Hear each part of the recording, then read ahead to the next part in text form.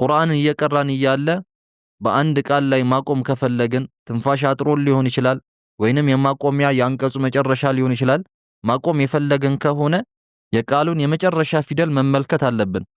የመጨረሻ ፊደል በሐረካ የሚጨርስ ከሆነ ማለትም በፈትሐ በከስራ ወይንም በዶማ ከሆነ ያንን ሐረካ በስኩን እንቀይረዋለን። ለምሳሌ እነዚህን ቃላቶች ብንመለከት አሁን እኛ በዚህ ቃል ላይ ማቆም ብንፈልግ ኑኗ ፈትሐ ናት።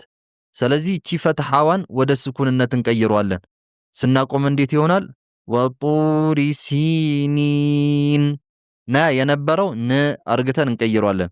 በተመሳሳይ ሁኔታ እዚህ ጋም ኑን ከስራ ናት። ማቆም የፈለግን ከሆነ እቺን ከስራዋን ወደ ስኩንነት እንቀይረዋለን። እንዴት ይሆናል ማለት ነው ስንቀራ ወሃዘል በለዲል አሚን ኒ የነበረው በስኩን እንቀይረዋለን። አሁንም እዚህ ጋር ካየን ዳል ዶማ ናት። ማቆም የፈለግን ከሆነ ዳል ዶማ የነበረውን ወደ ስኩንነት እንቀይረዋለን። ሲቀራ እንዴት ይሆናል? ወላ አንቱም ዓቢዱነ ማ አዕቡድ ዱ የነበረው በስኩን እንቀይረዋለን።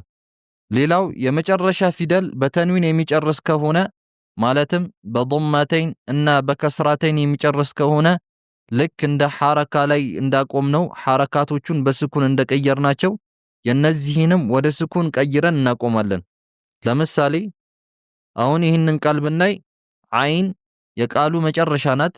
ሐረካውም ከስራተይን ነው። ስለዚህ በዚህ ጋር ማቆም የፈለገን ከሆነ አይን ከስራተይን የነበረችው ወደ ስኩንነት እንቀይራታለን። ሲቀራ እንዴት ይሆናል ማለት ነው? ማሉሁ ሚን ዳፊዕ ማሉሁ ሚን ዳፊዕ ማሉሁ ሚን ዳፊዕ። በተመሳሳይ ሁኔታ ይህንንም ቃል ካየን በሚም ይጨርሳል። ሚሟ ደግሞ ዶማተይን ናት። ስለዚህ ዶማተይን የነበረችው ወደ ስኩንነት እንቀይረዋለን። ሲቀራ እንዴት ይሆናል ማለት ነው? ኢነላሃ ቢኩሊ ሸይኢን ዓሊም። አንድ ሰው አሊሙን ብሎ ካቆመ ይህ ስህተት ነው። ማቆም ከፈለገ አሊም ብሎ በስኩን ነው ማቆም ያለበት። የመጨረሻው ፊደል በፈትሐተይን የሚጨርስ ከሆነስ ከተንዊኖች ውስጥ ከስራተይን እና ዶማተይን ከሆነ ወደ ስኩንነት እንቀይረዋለን ብለን ነበር። በፈትሐተይን የሚጨርስ ከሆነስ እንዴት ነው የምናቆመው የሚለው ጥያቄ ከተነሳ የዚህ ጊዜ ማንኛውም ፈትሐተይን የሆነ ቃል መጨረሻ ላይ ሲመጣ ፈትሐተይን የሆነ ቃል መጨረሻ ላይ ከፈትሐተይን በኋላ አሊፍ ትቀመጣለች። እቺ አሊፍ ጥቅሟ ምንድነው? ማቆም የፈለገን ከሆነ በአሊፏ እንድናቆም ነው። ይህም ማለት አሁን ለምሳሌ ይህንን ቃል ብናይ ፈትሐተይን ነው። መጨረሻ ላይ ደግሞ እንደ ጭማሪ አሊፍ አለው። እቺ አሊፏ የምትጠቅመው መቼ ነው? ማቆም የፈለገን ከሆነ በአሊፏ እንድናቆም ነው። ሲቀራ እንዴት ይሆናል? ወአኪዱ ከይዳ ከይደን ብሎ ሰውየው ቢያቆም ይሄ ስህተት ነው። ወአኪዱ ከይዳ ከይዳ ዳ ብሎ እናቆማለን። አሁንም ሌላ ምሳሌ ይሄንን ሲን ፈትሐተይን ናት። መጨረሻ ላይም አሊፍ ተጨምሮባታል። አሊፏን በአሊፏ እናቆማታለን። ሲቀራ እንዴት ይሆናል? ወጀዐልነ ለይለ ሊባሳ ሊባሰን ብሎ ቢያቆም ይሄ ስህተት ነው። ማቆም የለበት። እንዴት ነው? ሊባሳ ሳ በአሊፏ ነው የምናቆመው። በዚህ ቃል ላይ እንደምናየው መጨረሻ ላይ ያለው ፊደል በፈትሐተይን ነው የጨረሰው። ነገር ግን አሊፍ የለም። እንዴት ነው የምናቆመው የሚል ጥያቄ ሊነሳ ይችላል። ነገር ግን ብዙም ግራ የሚያጋባ ነገር የለውም። ከዚህ በፊት የነበረውን ህግ እዚህ ላይም እንጠቀማለን። ምንም እንኳ አሊፍ ባትኖርም አሊፏ እንዳለች አርግተን እንቀራለን። ይህም ማለት እዚህ ጋር ኒሳአን ሐምዛ በፈትሐተይን ነው የጨረሰው። ነገር ግን አሊፏ የለችም። ስለዚህ እዚህ ጋር ስናቆም እንዴት ነው? ኒሳአ ብለን አሊፏ እንዳለች አርግተን እንቀራለን። ሐምዛ ላይ አብዛኛው ጊዜ ፈትሐተይን ሆኖ መጨረሻ ላይ ቃል ላይ ሲመጣ አሊፍን ላናገኝ እንችላለን። ነገር ግን ማቆም የፈለገን ከሆነ አሊፏ እንዳለች አርግተን በአሊፏ እናቆማለን። አሁን እዚህ ጋር እንዳየነው ኢና አንሸእናሁነ ኢንሻአ ብለን አሊፏ እንዳለች አርግተን እናቆማለን። ሌላው ቃላቶች በታ መርቡጣ ወይንም በተቆለፈችው በሆነች ታ የሚጨርሱ ከሆነ እቺንታ ወደ ሃ ቀይረን ሃን በስኩን አርግተን እናቆማለን። ይህም ማለት ለምሳሌ ይህንን ቃል ብናይ ዓሚለቱን ናሲበህ ናሲበቱን የነበረውን ለማቆም የፈለገን ከሆነ ናሲበህ ወደ ሃ እንቀይሯለን። ናሲበህ ናሲበህ። ሌላም ምሳሌ ብናይ እዚህ ጋር እንደምናየው ቃሉ የጨረሰው በታ ዶማተይን ነው።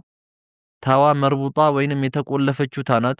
ስለዚህ ማቆም የፈለግን ከሆነ እዚህ ጋር እንዴት ነው ብናቆመው? እቺንታ ወደ ሃ እንቀይራታለን። ስለዚህ እንዴት ይቀራል? ናሩላሂል ሙቀዳህ አልሙቀዳህ አልሙቀዳህ አልሙቀዳቱ ብሎ ወይንም ደግሞ ታስኩንን አልሙቀደት ብሎ ያቆመ ሰው ይሄ ስተት ነው። በታ መርቡጣ የሚጨርስ ቃል ከሆነ ምን ጊዜም ወደ ሃ መቀየር አለበት። ሌላው መጨረሻ ላይ ያለው ወይንም ማቆም የፈለግንበት ቃል መጨረሻ ላይ ያለው ፊደል በስኩን ወይንም በሐርፍ መድ የሚጨርስ ከሆነ ምንም የሚለወጥ ነገር የለውም። ለምሳሌ ይህንን ቃል ብንመለከት የሚጨርሰው በስኩን ነው። ስለዚህ ምንም የሚለወጥ የለም፣ ራሱ በስኩን እንዳለ እናቆማለን። ሲቀራ እንዴት ይሆናል? ለም የሊድ ወለም ዩለድ እንዳለው እናስቀምጠዋለን። ሌላም ምሳሌ ወአማ ቢኒዕመቲ ረቢከ ፈሐዲስ ቃሉ መጨረሻ ላይ ያለችው ሳ አስለንም ስኩን ናት። በዛ ባለችበት እናቆማለን። ሌላ አንድ ምሳሌ በእንደዚህ በስኩን በሚጨርስ ቃል ኢዘ ሸምሱ ኩዊረት ኢዘ ሸምሱ ኩዊረት ምንም ይቀየር ነገር የለውም። እዛው ስኩን ባለበት እናቆማለን። ሐርፍ መድም ከሆኑት በተመሳሳይ ሁኔታ እንደዛው ሐርፍ መድ እንዳለ ወይንም ያ ቃሉ እንደተሳበው እናቆማለን። ለምሳሌ ወዱሃ ወዱሃ አሁን እዚህ ጋር በአሊፍ ሰጊራ ነው የሚጨርሰው። ስለዚህ እንደዛው ባለበት እናቆማለን። ሌላ ያ አዩሃለዚነ አመኑ እዚህ ጋር ማቆም ብንፈልግ ቃላቶቹ እንደተጻፉት አድርገን ስበነው መጨረሻ ላይ እናቆማለን። ሌላ ይህንን ቃልን ብንመለከት መጨረሻ ላይ ያለችው ያ ስኩን ናት። ፊደሉም ቃሉም ደግሞ ከስራ ነው። ስለዚህ ከስራ እንዳለ እንደተሳበው ሁኔታ እናቆማለን። ሲቆም እንዴት ነው? ፈድኹሊ ፊ ዒባዲ ፈድኹሊ ፊ ዒባዲ። በእንደዚህ አይነት ሁኔታ አንድ ቃል ላይ ማቆም ስንፈልግ የፊደሉን መጨረሻ አይተን ከላይ በተማርነው ሁኔታ ማቆም እንችላለን። ቪዲዮውን ጠቃሚ ነገር ካገኛችሁበት ላይክ እና ሼር፣ ቻናሉን ደግሞ ሰብስክራይብ ማድረግ እንዳይረሳ። በሌላ ትምህርታዊ ቪዲዮ እስክንገናኝ ወሰላሙ አለይኩም ወራህመቱላሂ ወበረካቱሁ።